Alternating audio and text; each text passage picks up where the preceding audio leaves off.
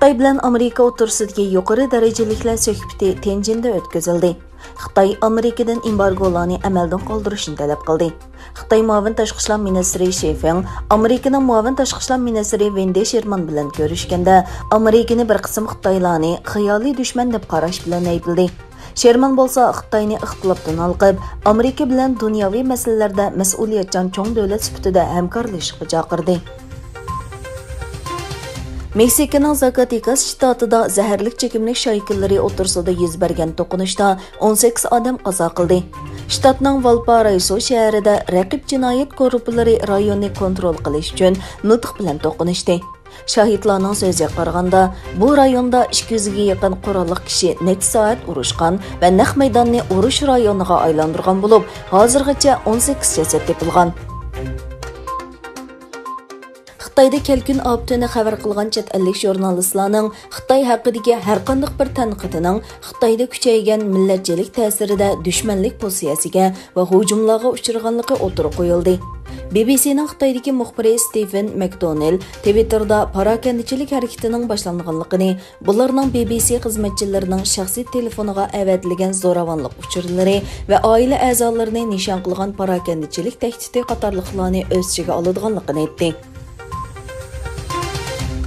Koronavirusi tunji bo'lib o'tirg'a chiqqan Xitoyda Davlatlik Sahiya komiteti 76 nafar yangi yuqumlanuvchi bayqalganligini, ulardan 39 nafarining Jiangsuda, birining Liaoning o'lkasida ekanligini doklad qildi. Reuters agentligi ta'minlagan xabarga qaraganda, Xitoy dalillagan va kasallik alomatlari ko'rilmaganligi uchun rasmiy yuqumlanuvchilar orasida yer olmagan kishi soni 17 dan 24 ga ko'paygan.